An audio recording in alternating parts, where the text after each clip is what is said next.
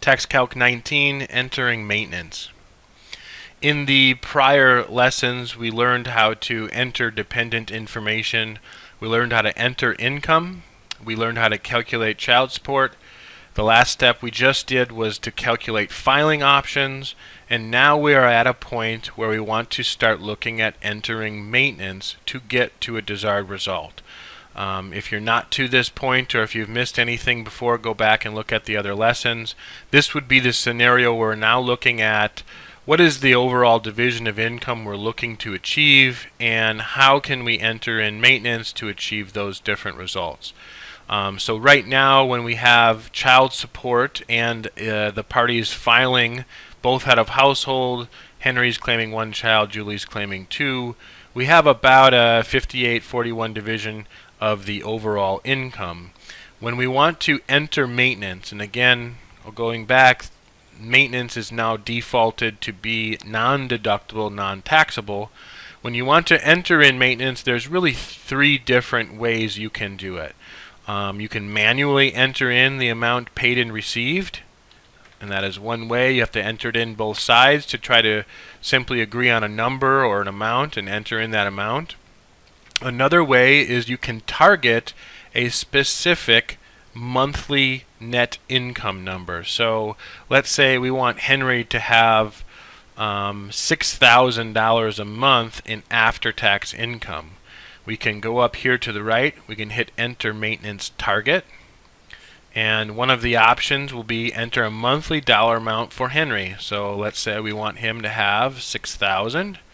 We can enter that amount, and it will calculate automatically the amounts paid and received so that Henry has $6,000 after tax. So one way is to enter it manually. Second would be to enter it based on a specific monthly goal. And then third, and probably most common, would be to look at a specific percentage and target a specific percentage. So very commonly we'd say, well, what would it take to get a 50-50 division of income? We'd go back up to the right, we'd hit enter maintenance and do 0.5, so we'd go on the bottom now. So enter a percentage.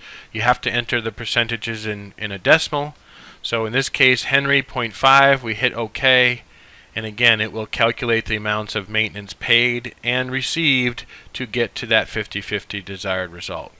And obviously you can do 40%, 55%, whatever it is for either side. This is a button where you hit enter maintenance target that allows you just to quickly get to a specific result based on that quick button. One of the things I would point out with the new tax change and the changes to our tax laws, the maintenance being non-deductible, non-taxable, it no longer affects how the parties file their taxes, because again, we're changing money from one side to another using a non-taxable event. So it really doesn't change the income numbers on either party's tax returns. So because of that, you no longer really need to recalculate filing options if you're using maintenance and changing maintenance.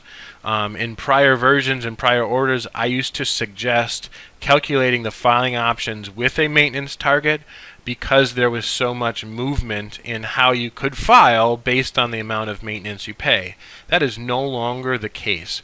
So in our step 4, when we calculated the filing options, those filing options should stay constant if you've chosen which way you want to file when you start using maintenance and shifting money around using maintenance.